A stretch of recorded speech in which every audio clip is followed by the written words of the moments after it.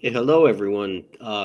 Welcome to this week's Marketing Guides for Small Business podcast. And we have Landon Shefts of Accessibility as our guest. And we're going to learn about website accessibility, ADA and WCAG compliance, and why it's important. So I'll get us started here. Landon, let's start by explaining what that is. What is ADA and WCAG compliance?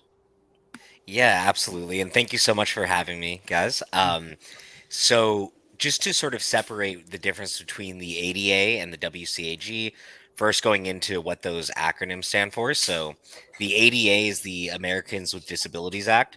So maybe one of the easier ways to think about it if you're unfamiliar with sort of the virtual side of it is like ramps that go into restaurants or storefronts that you've seen, or restroom signs that are in braille, things of that nature. So it's sort of the digital version of that, and businesses are, just to be sort of blunt, being sued or facing litigation for not having their website be accessible to those with disabilities. The guidelines that are around the ADA and what sort of qualifies as an accessible website is something that completes the standards within the WCAG or the Web Content Accessibility Guidelines. So that is, it's not a fun read. It's about like 1,000-page guidebook. It's very technical. I don't think if you're not a developer, I think if you're not a developer that, it's really going to be kind of impossible to get through. And I'm not a developer. I couldn't get through it. But, it basically explains how a website should look and feel and operate for somebody who does have a disability. And the main disabilities that are covered within there are going to be blindness. And something to keep in mind is that blind users typically are using a screen reader that's downloaded into their computer's operating system, but also those with motor impairments who are using their keyboards to navigate, or in cases of like paraplegia, for example, a click stick in their mouth that operates as like tab and enter and escape. Um, but also, minor visual impairments, epilepsy, color blindness, cognitive and learning disabilities, and more. So the WCAG is the guidelines, and the ADA is the law that's in place alongside Section 508, which is for federally funded companies as well. Yeah, that's it's interesting. I think I heard a statistic that 20 to 25% of the population in the U.S. It has some type of disability that impacts their ability to use a website, according to the CDC. Yeah, and what we've been seeing is, according to CDC and the U.S. Census Bureau, is roughly 20 to 25%. And I think an important thing to keep in mind is they're talking about disabilities that hinder their internet usage. So it might not be blindness or paraplegia, but it could be older age. It Yeah, could be temporary disabilities, broken arms, whatever the case may be. So yeah, those are numbers that we're seeing, and I know when I first heard them, I was kind of surprised. yeah. I remember when I was in the student senate back at my university a long time ago. I was asked to be a member of our review of our campus in terms of accessibility, physical. At the time, I mean, this was really, I'm predating myself, but it was before the internet. At least the internet was around, but it was not publicly available at that time.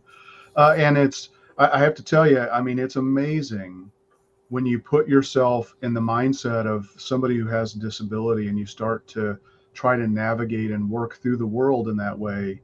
It's a huge factor, and it's something that we all take for granted, or at least way too many of us take for granted way too much of the time. So it's a real problem. So having said that, with the current legal landscape when it comes to website accessibility, are there really any definitive guidelines that are out there? I mean, and for example, one of the things that I heard recently was that if you got a PPP loan through the U.S. federal government during COVID relief, that you now are considered to have to comply with the 508 standard that you just talked about. Right. Is that correct? Yeah, so that's something that I know a lot of people, especially in this time, right? Since the loans have been going out a bit more frequently with COVID and small businesses sort of, in a limbo period.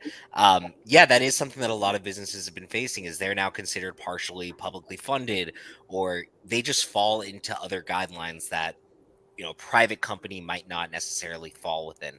So the difference between Section 508 and the ADA is just where the fines are coming from, the litigation process. While within the ADA, to sort of talk about the two main things within the states here, within the ADA, it's individuals and a legal team suing a website owner. Usually, that website owner is a company. What we typically see the process look like is they send out a complaint or a demand letter saying, look, here's where you're not accessible. Here's when we need it fixed by. Or they just say, look, the time starts right now. The longer you wait, the more money that accrues within the lawsuit. It changes state to state. And it doesn't have to be somebody who necessarily uses your business. Like, it could be somebody who's just visiting your website. It could be somebody from out of state, even though you're a local plumber, right there. They provide a lot of gray area for the person who's actually, providing the lawsuit to the website owner. The second part of it is the 508, which again, PPP funded businesses fall within as well.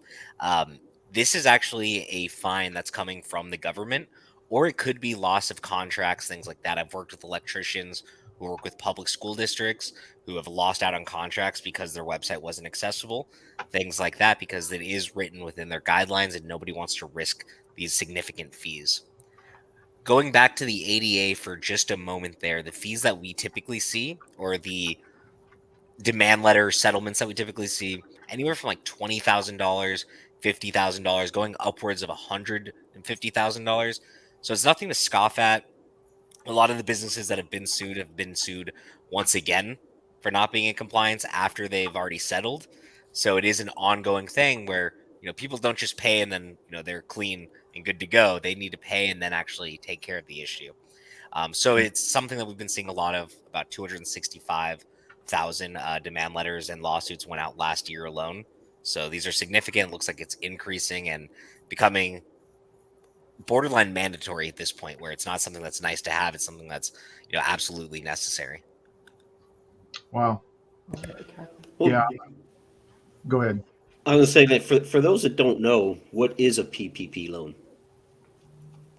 Yeah, so a PPP loan was a loan that was going out, especially in maybe the height of COVID, beginning of 2021, maybe throughout all of 2021. But it was a loan to help out smaller, medium-sized businesses in order to basically keep their doors open during COVID, make sure that they could expand during COVID, whatever the case is, to keep the economy afloat. So having said that, I mean, businesses get loans from like the Small Business Administration, SBA loans. Does that mean that they also fall under 508 at that point? Do you know? It could. They should definitely look into, probably with their accountant, what their loans are, what it makes their business fall into, class wise, business model wise. But it is something to be cautious of. And one important thing to keep in mind is, even if you're not falling into the Section 508 zone, every business owner falls into the ADA side of things. Yeah. And that's where the lawsuits are much more significant. That's where they could be a little bit more reckless. Because earlier you did ask me about definitive guidelines, and it's unfortunate, but they are still a little bit gray, right? The Right. current global and legal accepted standard is the WCAG, which I referred to earlier, 2.1 at the AA level. So although it's not officially set where people say, look, you've passed these check marks, you're good to go, because there are people who spend millions of dollars on accessibility and still get hit with a lawsuit. But it's then their job to make sure that they can say, look, you're wrong, we are accessible, here's why. And having resources, just as an example, here at Accessibility, we provide all of our clients with a litigation support team, which is part of our basic pricing. And what they do is they provide different documents. They'll actually look at claims, things like that, provide documents, their scores, accessibility scores using various testing tools, suggested responses to lawyers that we've seen be efficient, all of these different things, of course, more based on that individual claim, in order to prove how and why the site actually is compliant and accessible. So it's a little bit gray on the guidelines, but that's why it's important to make sure that you're taking the steps to protect yourself. Wow. Okay. Yeah. You listed a range of I guess penalty amounts. Does that correlate to how large the business is? Yeah, I believe so. I've worked with restaurants specifically who have seen settlements of realistically like $12,000, which I've seen be on like the lowest side, and these are hyper local restaurants within smaller towns in Michigan, whatever the case is. Mhm. But then we do hear about supermarket chains, something like that, and they're getting hit with $200,000 fines, or lawsuits, I should say. So I do think the lawyer sort of makes a calculated decision of what can this business actually spend, how much is this penalty worth. I know lawyers, they're kind of like scientists in my head where they come up with these dollar amounts out of what I think is thin air, but they figure out what the damages are. Gotcha.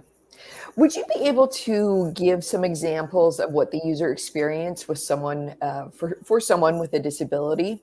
Uh, i- like I guess sort of compare what it would be like their experience on a website that is not accessible compared to one that is, just to give some Yeah, examples. absolutely.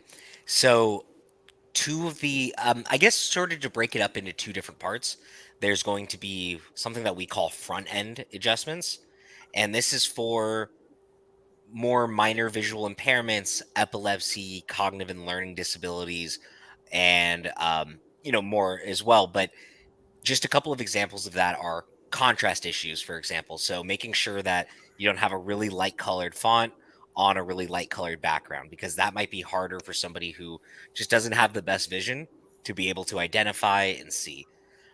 Fonts that have specific, maybe like pointy edges to them, like on the top of a letter or something like that, because that might start to sort of smudge together if they have poor vision or if they have dyslexia. Certain fonts sort of get mixed up a bit easier than others.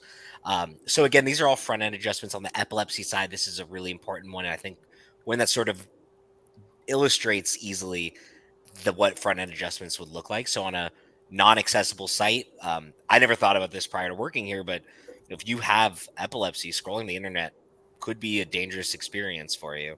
And a non-accessible site may have like a flickering GIF, really bright saturated colors, things like that. And for somebody who does have photosensitive epilepsy, that could trigger, the worst case scenario, a seizure, something of that nature. Where where an accessible site and something that Accessity through our profiles do, um, we will actually automatically dole down those colors if somebody turns on seizure safe mode. We will stop anything that's flickering, making it a safer browser experience. On the back end, this is where the real like heavy lifting comes in, and it's less so the design of the site, it's actually like the development of the website. This is where it becomes tedious and costly if you are doing it on your own. Um, but that is going to be for blind users who use a screen reader, and then motor impaired users who use their keyboard to navigate. So it's important to make sure that all things are navigable using your keyboard, including drop down menus, forms, all buttons are clickable using your keyboard. Um, that people know where required forms are, that you could go into pop ups and not click out of them on accident. Basically, just making sure the entire thing is navigable. Related to that, of course, is the screen reader capability. So, if I were to go to be honest, like a lot of these websites that are out there right now, and I had a screen reader turned on, when I visit, a link that's going to take me to Facebook, I might just hear something that says button or link, and that's it. And that doesn't really help somebody who doesn't have, the capability to see what's on the screen, because Yeah. it doesn't provide any context to them at all. What an accessible website would say, depending on if it's opening in a new tab or if it's just changing their current tab, but it would say something like Facebook new window button. So now that user knows the full context of everything. And one last point I'll make there is something that a lot of people sometimes forget about is image descriptions and alternative text. So it's actually describing what's happening within an image itself, including the text that's embedded. I know a lot of people make flyers, or they use Photoshop and create something that says, "Look, we're having a sale," or "Here's our notices about if we're closed for the holidays," whatever the case may be. And because that text is embedded within the image, a blind user doesn't know the context of what's on there. So it's important to make sure that your images are described properly, including the text that's embedded within them. So image1.jpg, not going to cut it. Image78_ is not going to do it. Yeah. Final. Yeah. Yeah. No, I hear you. Okay, good. Thank you. Yeah, there are so many things, I mean, color blindness, macular degeneration. I mean, these are not just really rare scenarios. I mean, they're pretty prevalent conditions out there. So, it's a big deal. Yeah, absolutely. It's something that a lot of people don't even necessarily think about, and this is a market that has a lot of disposable income as well. So something to keep in mind is one story that I hear is a lawyer that we work with. He's also our community manager, but he was saying that around Valentine's Day, and, he's a lawyer, so he gets paid pretty well. But he was going to buy his wife a gift, and he has paraplegia. He uses a click stick in his mouth. That's like the first time I've ever seen one be used. And he reached out to, or excuse me, he was shopping online on the site, and when he got to like the payment form, that's when he actually couldn't then utilize his click stick any longer. So it's something where he was saying, look, like not only was it a bad user experience for me, and of course he was upset by it, but also they lost out on a couple $1,000 right then and there. And from a business perspective, you want to make sure that you're covering all of your bases there. Yeah. Oh, yeah. So what are, traditionally it's been really difficult and expensive to comply with any of this. So what are some of the options out there for small and medium-sized businesses to make their website accessible? Yeah, great question. So, what's sort of been like the standard process up until this point has been what we call manual remediation. So, it's going in and actually making all of these changes one by one, at a source code level. So, you need a developer on staff. You probably need a lawyer on staff. You probably need an ADA expert. Some price quotes that I've gotten, not only, no, excuse me, not to do the entire job, including actually changing the code, but quotes that I've heard from partners, or excuse me, clients of mine, who all they wanted the company to do was send them an audit saying, here's what changes you need to make. And I've heard quotes of $85,000. Typically I think that's a bit high because their site was a little more complex, but we're talking tens of thousands of dollars minimum. We're talking weeks of time in order to actually bring it up to compliance, depending on maybe how new your website is.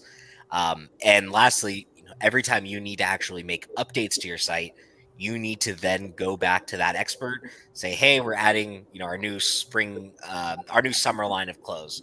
Right? You need to send that to the experts. They need to remediate everything. Then you can add in. It causes this extra lag time that a lot of companies are saying, "Look, this is not maintainable." Unless you're a huge corporation, it's not something that was a real viable option, in my opinion.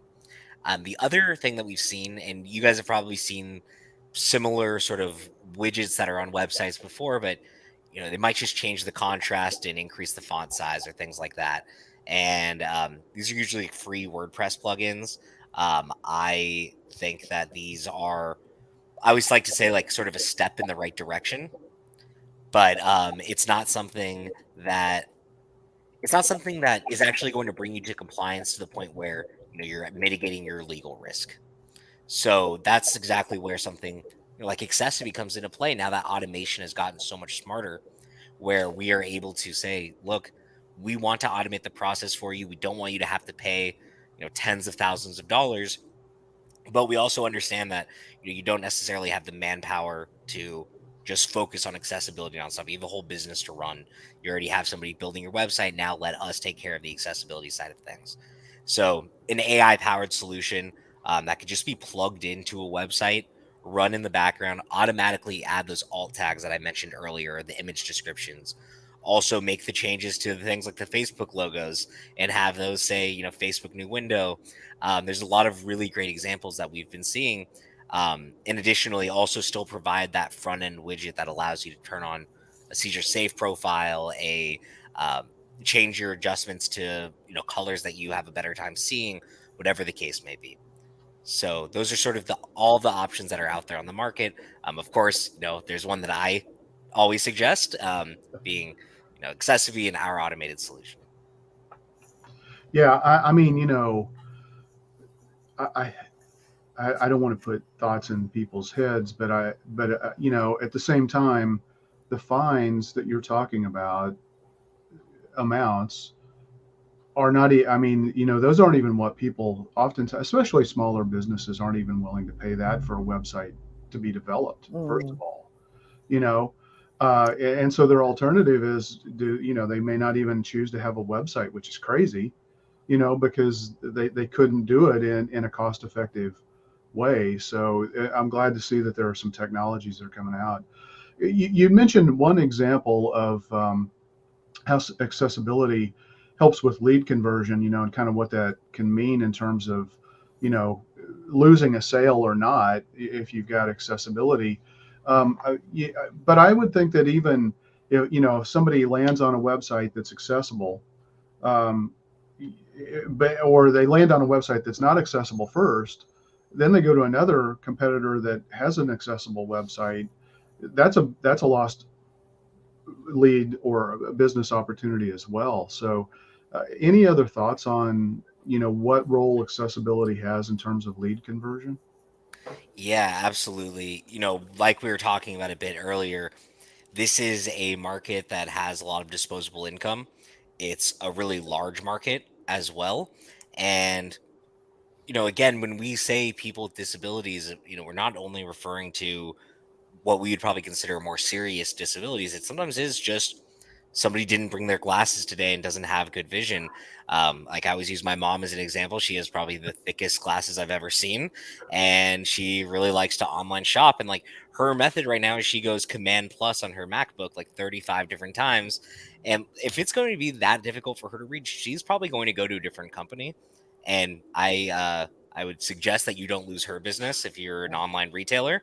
So, you know, this is a group that tends to be pretty loyal to a brand. And this is something that, community advocates that we work with, who do have disabilities at our company have told us about. And they say, look, we stick sometimes to what tend to be very comfortable with. And um, one of my agency partners have sort of put it to me in a way that I really like, which is essentially, you're paying us to do your marketing and drive traffic to your website.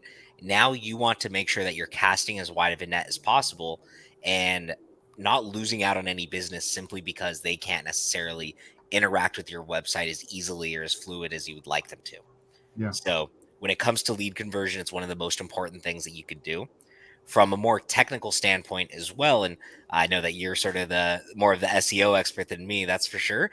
Um, but from an SEO perspective, something that some of my SEO partners have mentioned to me specifically is it can significantly reduce your bounce rate, especially within the first minute, first 5 minutes, something like that, Yeah. because it is easier for that user to actually go through the site.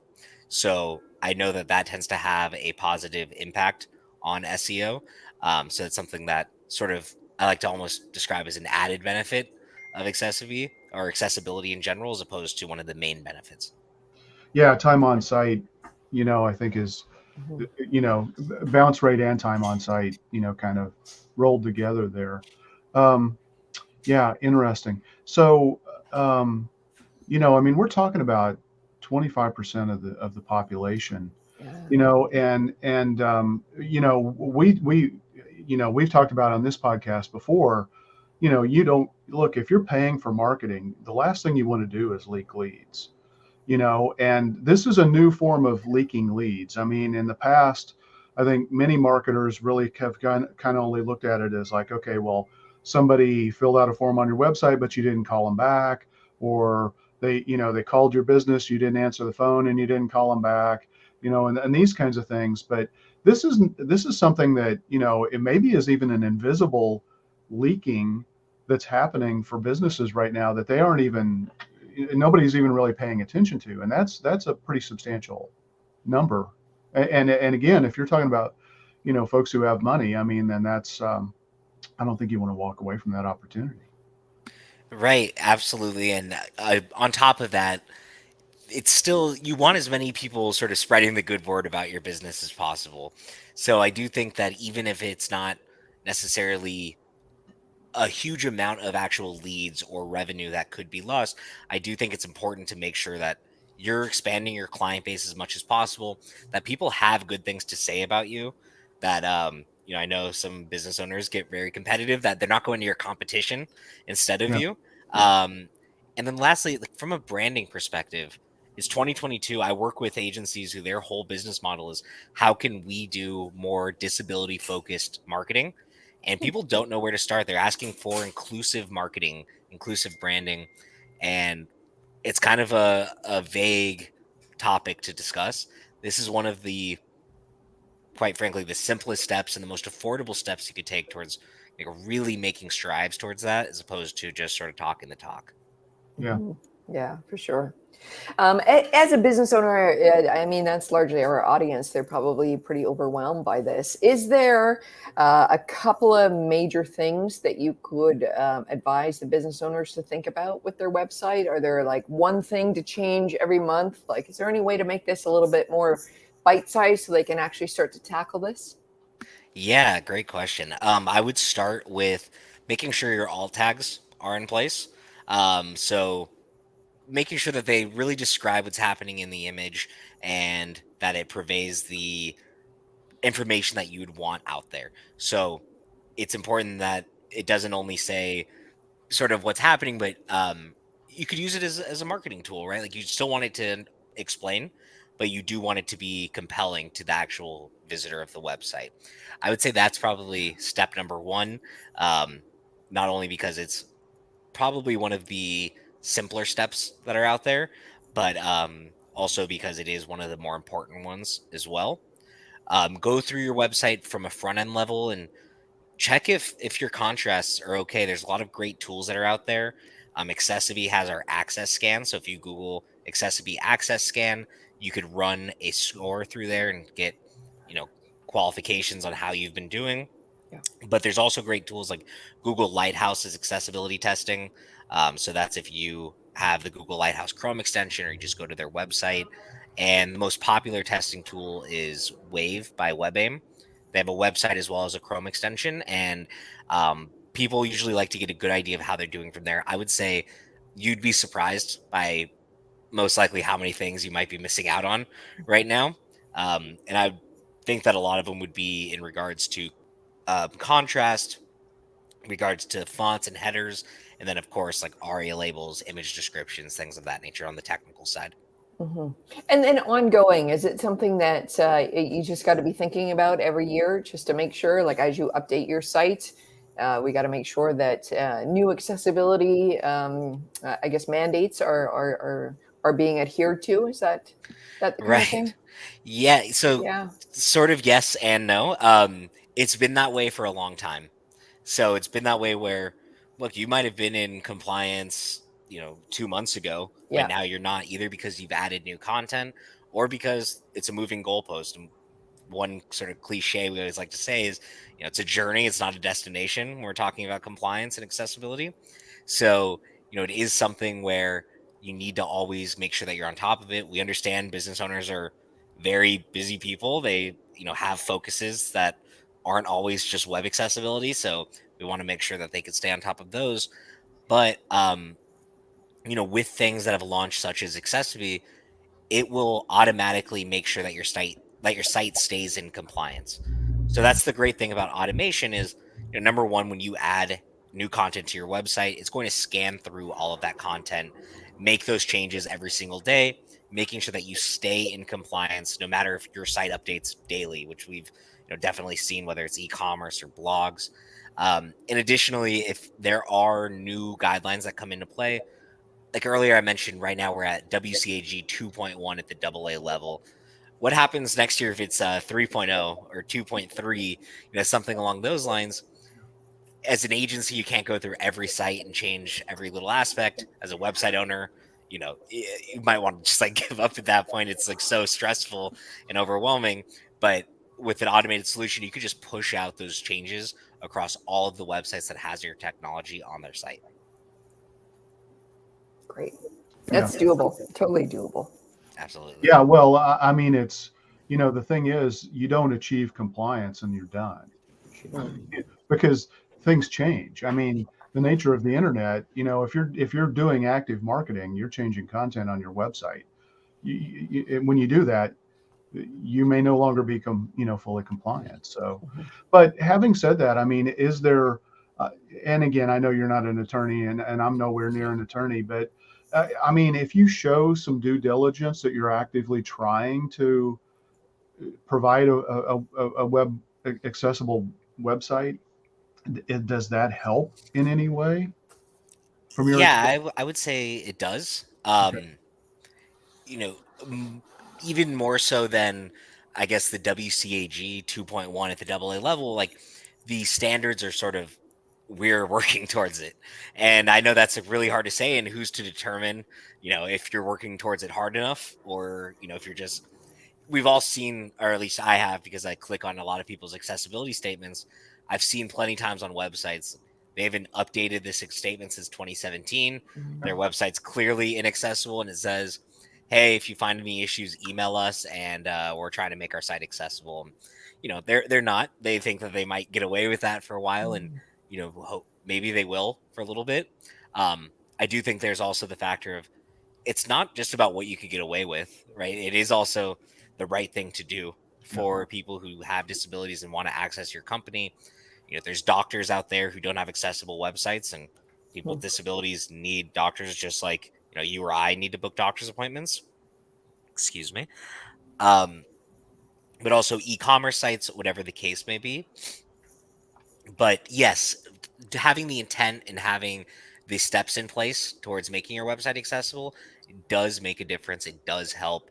But let's not just say we are, and let's really, really take those steps. So, Landon, I think you've touched on this a little bit already, but what are some of the biggest benefits of inclusivity as it relates to compliance? Yeah, absolutely. So I think the first part is mitigation, or excuse me, litigation mitigation. I always do that backwards because they rhyme. Um, but making sure that you're lowering your risk significantly. So, there are lawyers, they're making a lot of money from this, right? And there are a lot of true and honest cases that are out there, true and honest lawsuits from somebody who has a disability and couldn't get access to local doctor, local store, whatever the case is, and or just any sort of local website, and sued because of it. But then there are lawyers who, they sort of have a system in place, and they know we can make money by suing these type of businesses. At one point, like dentists were getting sued left and right. Sometimes it's realtors, and they just know these industries have the money to pay us. These industries are quick to do so. We're going to target them. So making sure that you have something on your website that's going to protect you and that you could stand confident behind and say, look, we're taking proper steps, or our website is accessible and you just didn't check and you just sort of sent out a lawsuit that we definitely don't agree with. Nothing's going to be perfect. Sometimes you will take the proper steps and you will do just about everything right. And people will come to your attention and say, look, this banner doesn't really work with my screen reader. It's breaking up my keyboard navigation. And, that's something that is part of the journey and not the destination thing that I mentioned earlier.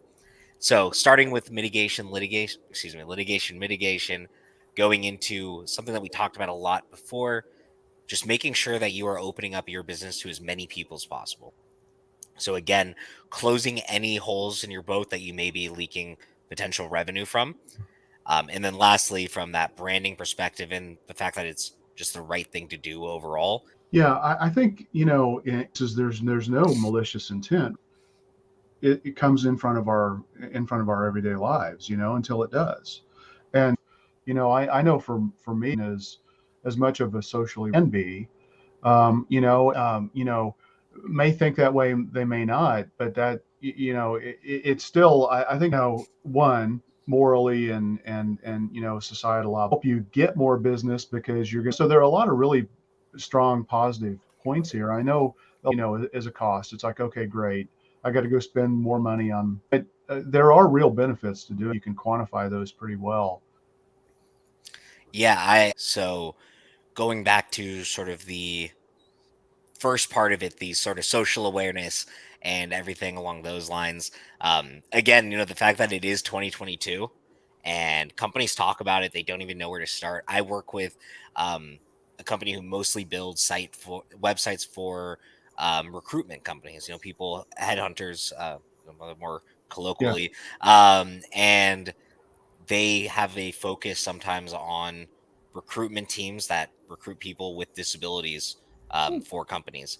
And they don't always have accessible websites. And their, potential clients come back to them and they say, like, look, like, you want us to be your client, we can't work with you because my community doesn't have access to your website, or the people that we're trying to bring on board don't have access to your website.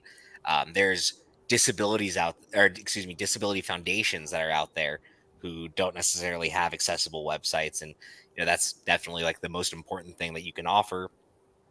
So just a lot of things to keep in mind there, where again there is no, oftentimes I should say, or I would hope not, there's not any malicious intent out there. But I think it's more so sort of what I was talking about earlier when I mentioned I've never thought about the epilepsy side of things prior to working here. It was just my ignorance. I would have never thought about it because it's never affected me up Right. until this point. So it's Right. important to be socially responsible and make sure that just because it hasn't affected you or somebody that you're next, or extremely close to, that it is affecting your potential clients, or even people who just want to go to your website. Yeah. Yeah. Ignorance doesn't prevent you from adhering to the law. Right. And, I mean, it's to the point now where, you know, I'm actually, going to be very proactive here in making sure that this is an important topic that, all of my clients in particular, prospects are aware of, because I think it is just like, there are so many good positive reasons why you want to do this. I agree completely. I know a lot of website builders nowadays they're essentially saying, look, if you're not going to take steps towards making your website accessible, or add that to your budget on your website, sometimes they won't necessarily even work with those clients. We have seen things like that only because they want to make sure that they can proudly say, look, we build accessible websites. And one way I sort of put it, this might be more so for the people who have built websites or have a little bit of design experiences. A couple of years ago, like, the number one thing I would hear is about like responsiveness. I've worked with agencies for a long time, and a lot of companies were very proud that they had a responsive or a mobile first website. And now it's something that you don't really see it on websites too often because it's pretty much expected. Like, nobody builds non-responsive websites Right. If you want to anymore. be found. Right, exactly. And yeah, sometimes it's for SEO purposes, sometimes it's for aesthetic purposes, but it's either way, like, you're doing it now. And Yeah. I think right now we're in a phase where it's nice to offer accessible websites. It's nice to have an accessible website, but in a year, the rate that this is moving, I do think it's going to be something where every website's expected to be accessible and compliant. Well, here's a news flash. It is not hard to find websites that are not accessible. I mean, it's really, really easy. So there are people who their job is to use automated tools to go out there and quickly identify websites that are not compliant. And I think one of like the easiest ways that you can quickly test on a website is if you just simply go to a website and press tab on your computer, right? Which would, in most cases, or for an accessible website, would actually start highlighting each individual link so people know what they would be clicking on, things of that nature. You could sort of tell, am I able to navigate through my website by just pressing tab and going through it? And you'd be surprised by how many just aren't accessible through there. And then again, another quick way to test is, access scan through Accessibility. You would just put in your URL, it would scan it really quick and give you a quick sort of guide on here's where you haven't passed, here's where you have passed. But also Google Lighthouse and Wave, where they don't really give necessarily like a pass fail sort of grade. They do tell you, look, here is where you're lacking and here's where you're doing really well. It's a couple of examples of that, so you have a better understanding of how your current website is doing. So I've got a question, that may not be obvious. And, some people may have seen an accessibility icon on a website when they go to it. Um, you know, I don't have any of the vision problems that keep me from being able to see that. So I can see that and I can click on it. But again, just kind of talk about, if somebody doesn't have the ability to see that accessibility icon, how does an accessibility solution work? Great question. It's something that sometimes I forget to tell people about, so I'm really happy you asked. So a couple of different things. Number one, starting with people who do have the ability to see and um, maybe you're colorblind, for example, or have epilepsy. That logo that you typically will see on websites, it's usually a little guy with his arms out to the side a little bit. Um, a lot of companies that are in this space, whether they are just like a free plugin or whether it's Accessibility, whatever the case is, tend to use a pretty similar logo. And the reason being is that we want to make it sort of universal behind here are accessibility settings. And just because you may not have used it in the past doesn't mean that, people who do have visual impairments or epilepsy, whatever the case are, they do tend to actually know about these features that are out there. They tend to check websites for them, things of that nature. So that's sort of to cover the people who do have their vision, do have access to use their mouse or trackpad, and can just go ahead and actually click in and change their settings individually. For somebody who only uses their keyboard to navigate, when you press tab um, on something that does have accessibility on it, it's going to automatically turn on keyboard navigation mode. So additionally, someone who uses a click stick in their mouth, that button that's on their click stick operates as a tab button. So that's also going to automatically trigger the solution to come on board. Um, for sites that are just naturally accessible, whether it's been done at a code level or they've spent, hundreds of thousands of dollars on it, whatever the case may be, um, Tab will also, sort of automatically turn it on, or these tools don't need to be turned on because, they're sort of built in at the website level. For blind users, they, like I mentioned earlier, have a screen reader that's downloaded into their operating system. Otherwise, Yeah. wouldn't be finding your website in the first place. Yeah.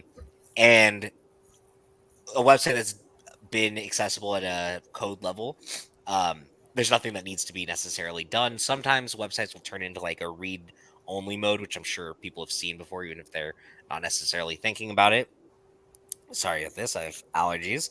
Um, but with something like Accessibility, if I had a screen reader and I were to visit a website, what the first thing that would happen is I'd receive a verbal invitation saying press Alt+1 to turn on blind user mode. And then I would hear a little success bell in my ears as soon as I've done so. Okay, cool. Yeah, no, that's helpful. Thanks. Absolutely. Yeah. Can you speak a little bit about your background and just about like why this topic and working where you do is so important for you? Yeah, absolutely. Thanks for asking. I've worked with marketing and web development agencies for the past about 6 years now. And I was working at a CMS before, one of the drag and drop CMSs that are out there. And one thing that I would hear from a lot of agencies is, what accessibility features do you guys have? How can we make sure our site's more accessible? And I was just, I'm not a developer. Again, I'm not a web designer. So I was just like, look, I think you could add like quick alt tags. And they were like, yeah, but my uncle uses a screen reader. I was hearing so often my, you know, insert family member uses a screen reader, and they're not hearing what I want them to hear. They're not hearing anything positive.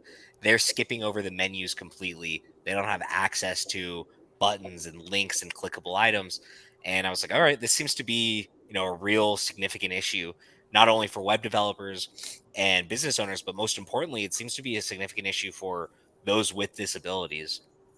So when Accessibility did reach out to me, and I know that they were working with agencies, I was all right, this is sort of a perfect opportunity to bridge the gap between the agency world and accessibility, because although agencies are great at building websites and doing the marketing, driving traffic to your site, um, this is a very specialized thing where they to actually put in the hours that are necessary in order to bring your website into compliance, it might cost you tens of thousands of dollars. And I know agencies are saying, look, this isn't a real viable option for you, my client. And now there's options that they trust, that they partner with, and that they know can bring their clients' websites to compliance in a confident manner, something that they could truly stand behind and say, look, you guys are good to go. They're going to back you from a legal standpoint. They're going to make sure that you are accessible, and most importantly, make sure that it's a great user experience for somebody with a disability who's trying to access your business through your website. Wow. Well, Are it's there- just your enthusiasm about this topic is so good. So I just wanted to understand how you got here. So that's great. It feels good to sell something that you stand behind. I think that's most important. Yeah, absolutely. Are there any issues, with the automation? Does it ever cause any problems? And, if so, I mean, this is maybe more specifically an Accessibility question, but, if you guys if there's a problem identified to you, how do you guys handle that in terms of trying to get it turned around and fixed and resolved as quickly as possible? Yeah, I rarely see people run into issues. WordPress users will use the WordPress plugin. It shouldn't have any. The only thing I ever really encounter is sometimes people will have sometimes security software on their site, or WP Rocket, things of that nature. Sorry about this again, guys. But sometimes that will block the crawlers for our scanning tool. So it actually doesn't affect the website's accessibility. It doesn't affect the website's performance. All it will do is block what's crawling your website to provide you an audit monthly or things Okay. like that. So this simple solution to that is they just go into their settings and whitelist an IP address, things like that. Yeah. So it is about a 2-minute fix. It's just identifying the problem, letting our support team know, or your agency know, who can reach out to their partner, whatever the case is, to fix that. I haven't seen any really negative interactions other than that. Sometimes installation issues where they just installed it a little bit wrong. But overall, pretty straightforward, pretty easy, pretty hands off, which is most important. You plug it in, you let it run in the background. I always recommend checking on your plugins every once in a while. Yeah. But there's nothing else that you really need to do. Okay, cool. Wow. Good. Great. With this is going to be, I'm just going to bridge an idea here. So most business owners would understand that the physical compliance for folks with disabilities, it makes a lot of sense. The ramps, automatic doors, that kind of thing. So, and then with you talking about how, a little while ago, it was, to have a responsive website was, like people talked about it. And what you're hoping for is it'll just become table stakes. So is it the kind of thing that you'd like to leave the business owners with the thinking that, it's just another thing to comply with? It's, it is possible. It's not as scary or as expensive as some of the horror stories are. And it's absolutely doable, sort of a month at a time. Just get to it. Yeah, I was actually speaking at it was a webinar for RV park owners, which tends to be a much larger community than I once thought. But they had me, as well as somebody who's an expert from like a contracting standpoint for physical ADA compliance. And I found so many things that he mentioned where I was like, oh, that's exactly sort of what I'm talking about as well. They needed Braille signing in certain signage in certain places to indicate to blind users, or excuse me, blind visitors in their case, where they're going. Also, accessible bathrooms, certain amount of parking spots needed to be accessible to those with disabilities or those using wheelchair in those cases, certain amount of showers, things like that. And this is really just the digital version.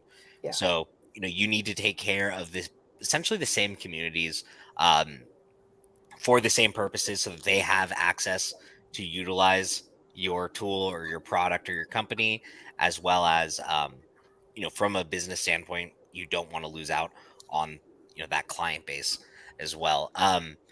So I do think that's sort of where it ties in together. Again, just think of it as that digital ramp into your storefront. There you go. It's a good soundbite. Yeah. Right. Exactly. Yeah, it is. Very good. Yep. So, Cool. is there anything we missed, or does anyone have anything to add? Well, I mean, I was just curious about the whole SEO aspect of it as well, because, it's always, it's not, this is not a situation or an issue that a lot of people perceive as kind of that bleeding neck issue that they have to get resolved. Right.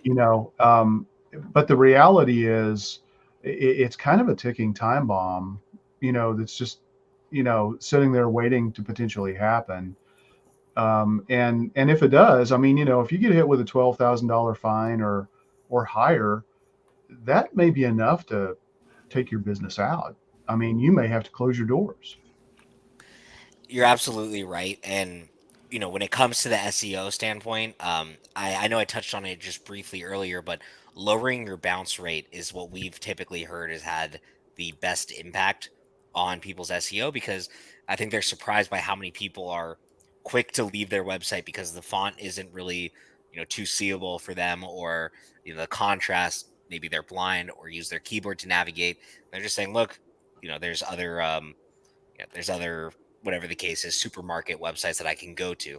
So, lowering that bounce rate, working with your agency who does your SEO is definitely something that they could strategize with you on, and make sure that you are moving in the right direction in terms of your organic search results. From a lawsuit standpoint that you just mentioned, I mean, you're absolutely right. Like, a lot of agencies have sort of put it to me in the terms of, look, you're going to make your website accessible eventually, one way or another, either for legal purposes, for SEO purposes, for, the purposes of somebody brought it to your attention, you never thought about it. You For might access as to well, 25% additional market. right, to open up your business to more people. You might as well start to do it now and avoid the headache of a litigation, or avoid the headache of a demand letter, all of these different options that are out there, and, really can cost a pretty penny. I know I touched on it just briefly earlier when I said, um, a lot of these companies get sued twice because they'll, pay the settlement and then they won't make any changes to their website. If you have multiple domains, you could get sued multiple times. That's what happened with that smaller restaurant that got hit with the $12,000 lawsuit. They also got hit with an $8,000 lawsuit for their other sister restaurant.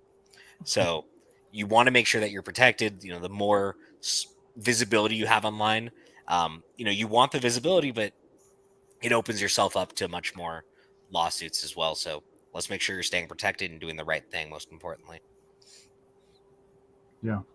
All right. Well, that sounds like a good place to wrap up. Landon, thanks for joining us. And before Thanks we for go, having me. where can listeners find out more about you and your company? Yeah, so you guys could always reach out to myself directly. It's landonsh@accessiby.com.